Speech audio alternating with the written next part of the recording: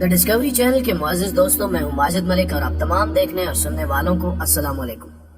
ناظرین گرامی، پہلی جنگ عظیم کا ایک عام سا ڈاکیہ فوجی جو دوسری جنگ عظیم کے سب سے اہم کردار ہٹلر کے طور پر جانا جاتا ہے، اس شخص کا نام یقیناً آپ دوستوں نے سن رکھا ہوگا، لیکن اس کی زندگی کے کچھ دلچسپ گوشے شاید بہت سے لوگ نہ جانتے ہوں۔ آج ہم آپ کو ایسے ہی 10 حقائق کے بارے میں بتائیں گے جن کو یقیناً آپ نے اس سے پہلے نہیں سنا ہوگا۔ ہٹلر کیوں یہودیوں سے نفرت کرتا تھا، یہ وہ سوال ہے جو ہر انسان جاننے کی کوشش کرتا ہے۔ اس حوالے سے بھی آپ کو ویڈیو کے آخر میں آگاہ کیا جائے گا۔ ہٹلر سے متعلق انوکھے حقائق جاننے سے قبل اس قافلہ ذوق میں شامل ہونے والے نئے دوستوں سے درخواست کرتے چلے کہ پہلے دا ڈسکوری نامی اس یوٹیوب کے منفرد چینل کو سبسکرائب کرتے ہوئے ساتھ موجود بیل آئیکن کو بھی کلک کر دیں تاکہ علمی، ادبی اور تاریخی ویڈیوز کی نوٹیفیکیشن آپ تک بر وقت پہنچتی رہے۔ نیز ہماری حوصلہ افزائی کے لیے ہماری ویڈیوز کو لائک ضرور کیا کیجئے تاکہ دلچسپ ویڈیوز کا تسلسل برقرار رکھا جا سکے۔ تو آئیے ناظرین، چل کر آج کے موضوع کا آغاز کرتے ہیں۔ ہٹلر جرمن نہیں تھا۔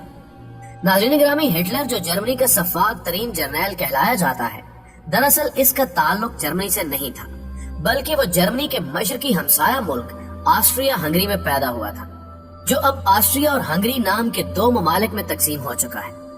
ہٹلر نے وہیں تعلیم حاصل کی۔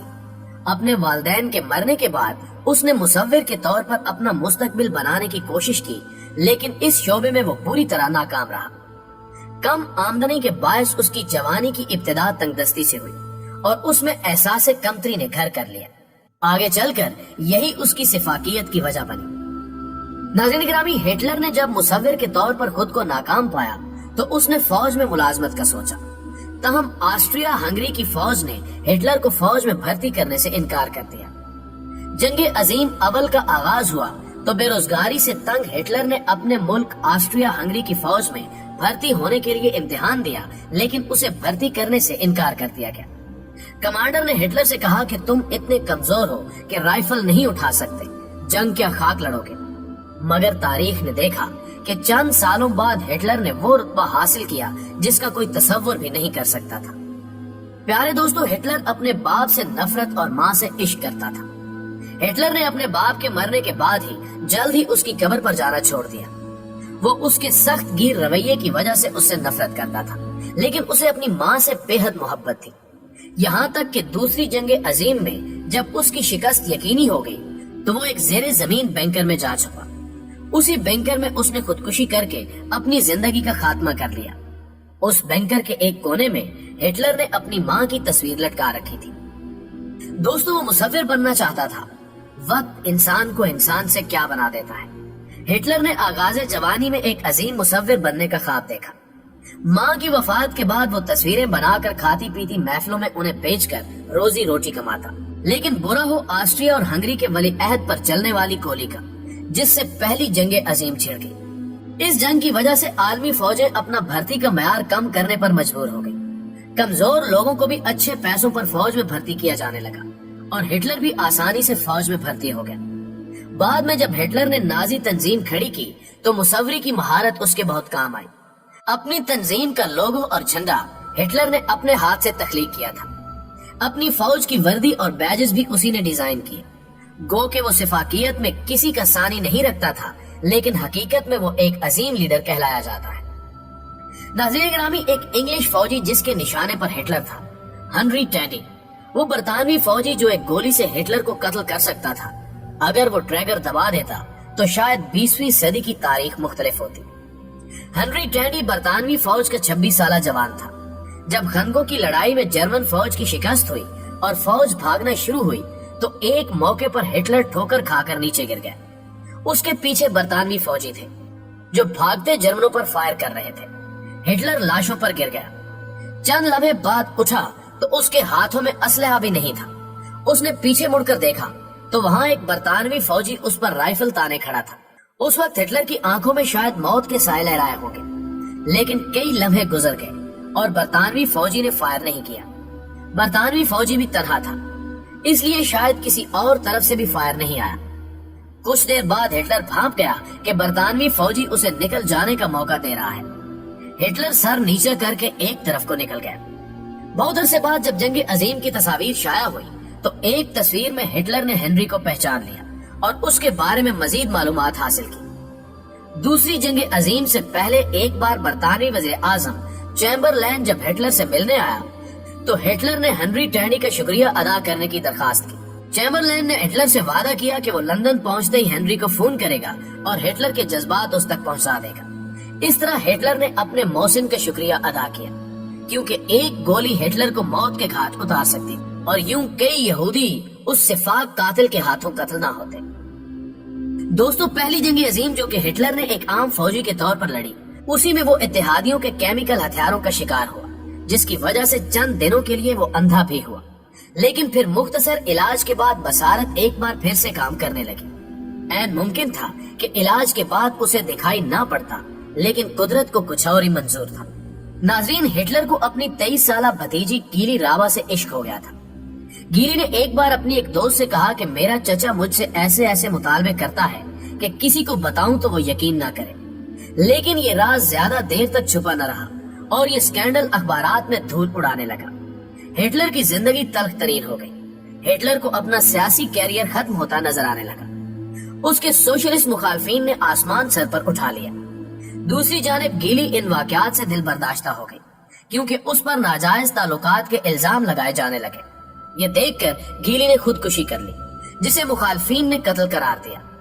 قریب تھا کہ ہٹلر کا سیاسی کیریئر ختم ہو جاتا، لیکن ایسے میں اسے گیلی سے ملتی جلتی شکل کی لڑکی 19 سالہ ایوا براؤن مل گئی۔ کہتے ہیں کہ یہ لڑکی ہٹلر سے عشق کرتی تھی، جسے ہٹلر کے فوٹوگرافر نے ہٹلر تک پہنچایا تھا۔ ہٹلر نے ایوا براؤن سے شادی کا اعلان کر کے مخالفین کے منہ بند کر دی۔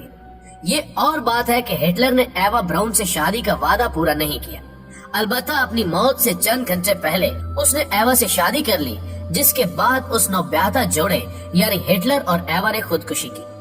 ناظرین گرامی، ہٹلر کی عجیب عادت یہ تھی کہ وہ تقریر سے پہلے مختلف انداز میں تصاویر بنوا کر دیکھتا کہ اس کا انداز کیسا لگ رہا ہے۔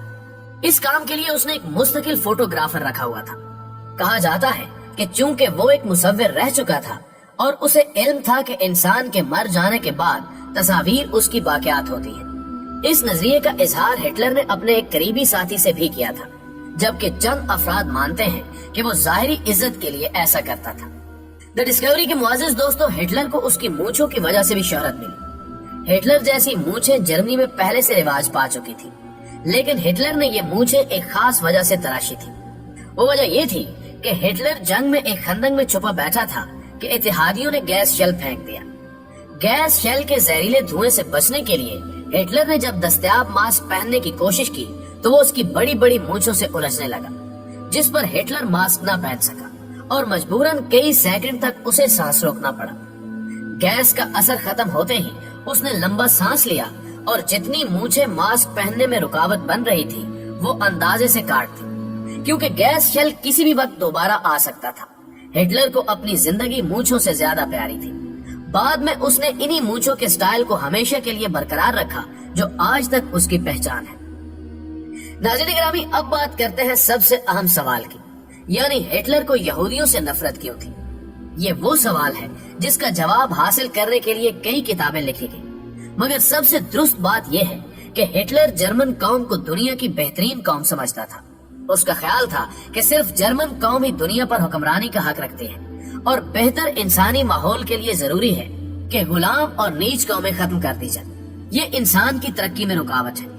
یہودی چونکہ ایک عرصے سے غلامی کی زندگی بسر کر رہے تھے، اس لیے وہ انہیں گھٹیا قوم سمجھتا تھا۔